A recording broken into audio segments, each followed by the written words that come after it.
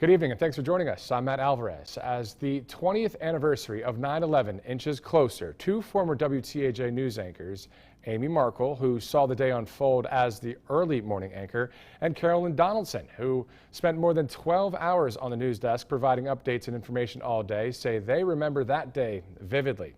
Here are their stories.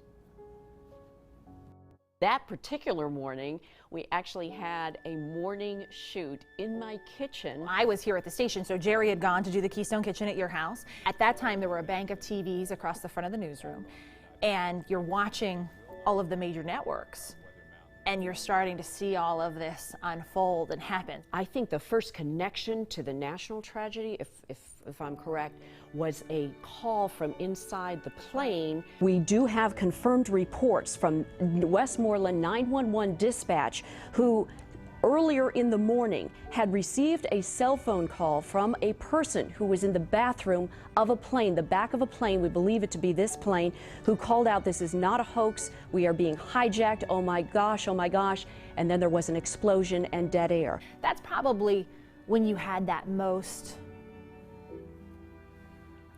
chilling sensation, when you realize those men and women made that choice. When you think about what they sacrificed that day, you just have to keep doing your job and keep being that mirror of society and getting the story out. It was probably midnight that night and we finally, turned it over to networks.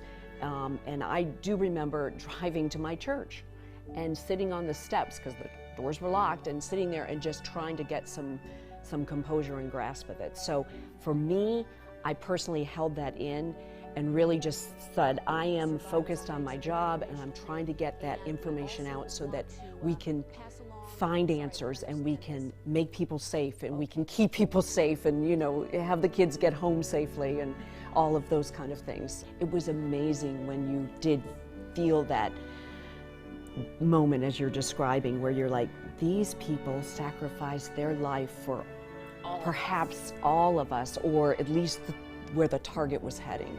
And you did get that sense that initial day that they were heroes. I thought from the very beginning, and I'm not sure what our records will show, but I think we started calling them heroes of Flight 93 almost as soon as we had it verified that we knew that plane was diverted and taken down by our passengers on board, our Americans on board.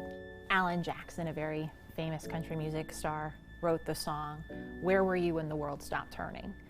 And even to this day, when you listen to it, it still plays on the radio from time to time, and I'm sure it will now with the anniversary. It sums it up that you did for about 24 hours, everybody stopped. And I remember American flags went up, and there's patriotic coming together, and you had to start the healing process.